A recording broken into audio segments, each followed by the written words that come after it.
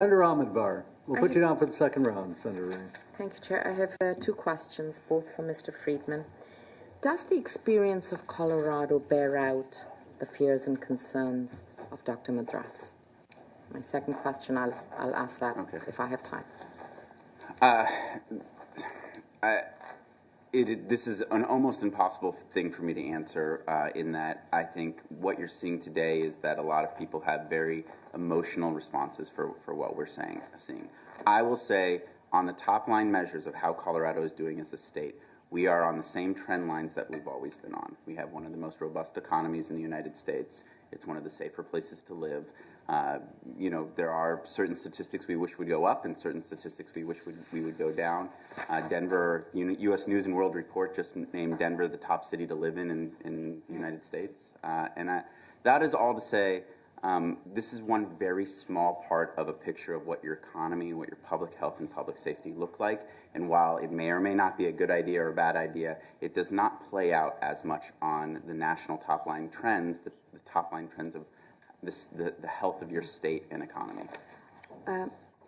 I was actually asking more specifically around the use of cannabis and the evidence that Dr. Madras has presented around its danger, its effect on the brain, its relationship to alcohol and tobacco, you have lived experience in this, as short as it may be, but you can still sort of embroider that out for us as opposed to the top line indicators that you presented.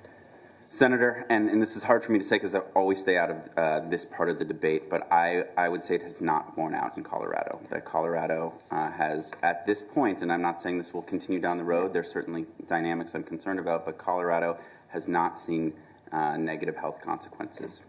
So my second question is again to you, Mr. Freedman. Last week we heard from Dr. Kenneth Finn, who's also, I think, from Colorado, associated with an organization called Parents Against Pot. And he told us that a majority of municipalities in Colorado had chosen to opt out of legalization. He also told us that drug cartels were in plain sight of the state. Can you help us fill in the blanks there?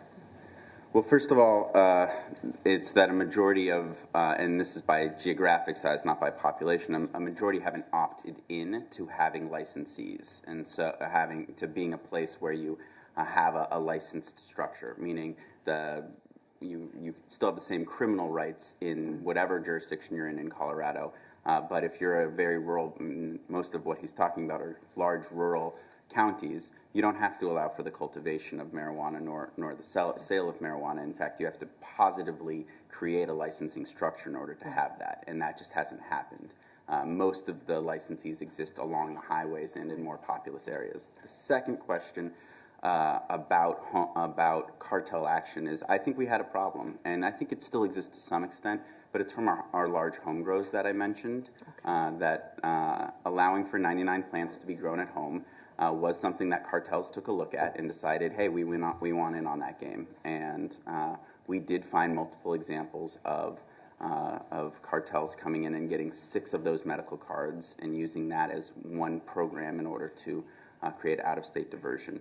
To this moment, from our regulated side of the sales, we have not found one cartel action, nor have we found, we've just found our first very small-scale scheme to create out-of-state diversion or black market activity. Thank you.